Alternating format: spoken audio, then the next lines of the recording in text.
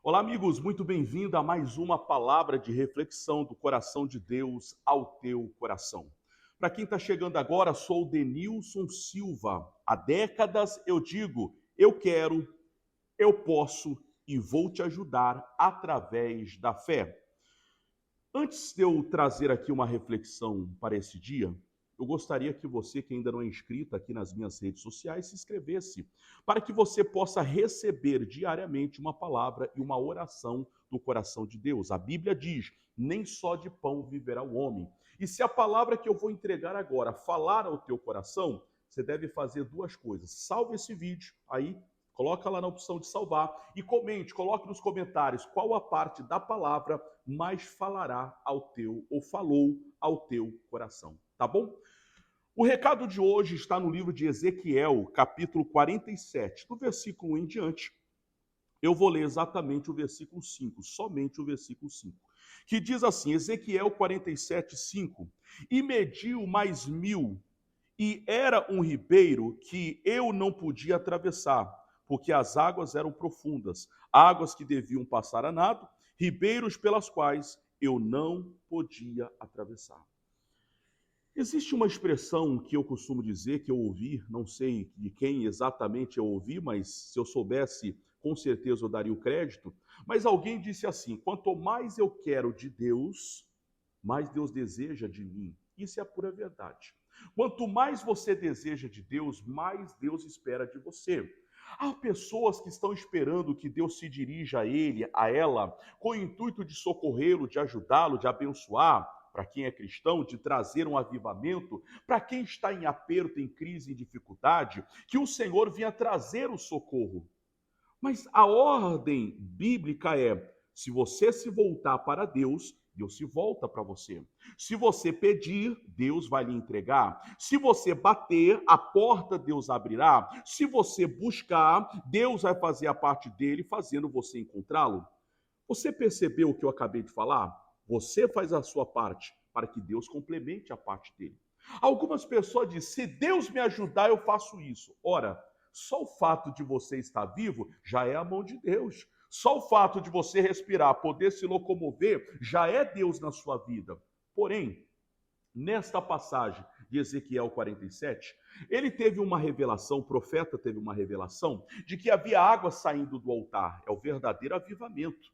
Só que o que eu quero destacar é que a cada 500 metros, meio quilômetro que ele andava, a água dava no nível em que chegava no tornozelo, depois nas canelas, depois na cintura, depois no lombo. Ou seja, ele teve que andar mais ou menos 2.000 metros, 2 quilômetros, para que ele pudesse chegar no nível da água em que não dava mais pé. Ou seja, em que ele não conseguia mais colocar o pé no chão. A partir daquele ponto, não era ele mais, mas era a água que o levaria. No livro de Apocalipse e outros lugares na Bíblia, a Bíblia apresenta Deus, a presença de Deus, como um rio de água viva. Isso significa que você vai na direção de Deus e não para. Não pare. Quem sabe você é uma pessoa que um dia andou com Deus, se envolveu com Deus, fez a obra de Deus. Teu pai, tua mãe, teu avô, tua avó te conduziram à igreja, mas por alguma razão você saiu, você se afastou, você não deveria. Veja que o profeta, na revelação, o anjo aparece, segura-o pela mão e caminha com ele. Se ele parasse nos primeiros 500 metros, ele não viveria a plenitude de Deus, ele não navegaria na presença de Deus.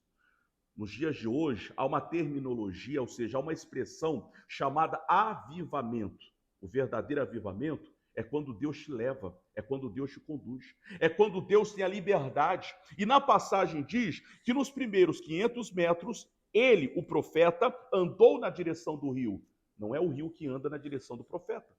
Não é Deus que vai andar na tua direção, é você que primeiro anda na direção de Deus, para que Deus possa vir ao teu encontro. Na segunda parte da história, diz que ele anda mais 500 metros e ele não para, ele poderia ter parado. A água deu agora na altura da cintura, mas ele continua.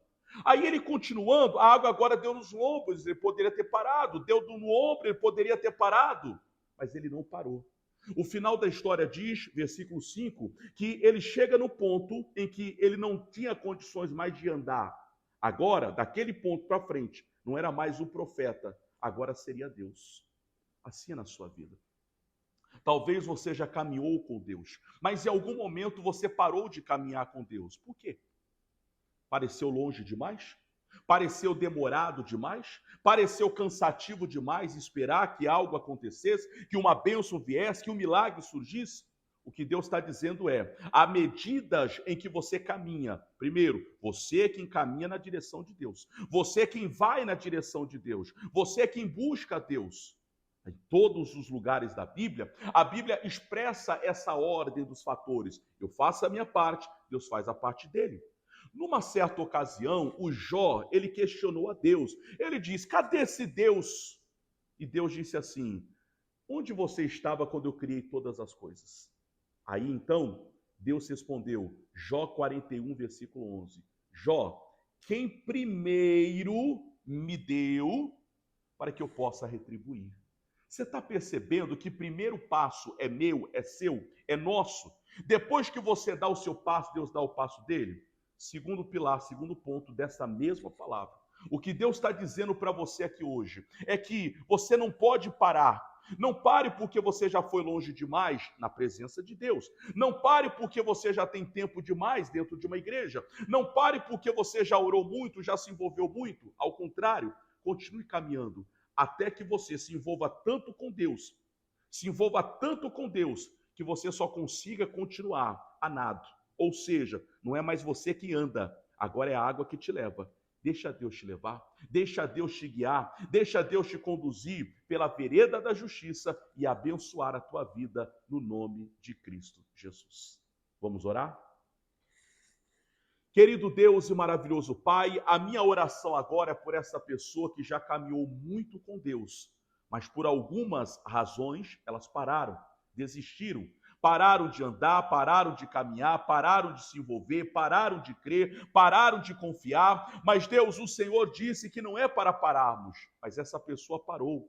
E quando nós paramos, ó Pai, nós deixamos por conquistar muitas coisas. E eu te peço nesta hora, ajude essa pessoa. Como um dia Pedro gritou, socorro, salva-me. Ajude também essa pessoa que está naufragando na fé, que começou muito bem, mas está desistindo, por causa de uma injustiça, de uma calúnia, de uma maldade. Como ministro do Evangelho, eu quebro agora essa ação do mal e digo, diabo, solte a bênção desta pessoa, em nome de Jesus, e amém. Amém?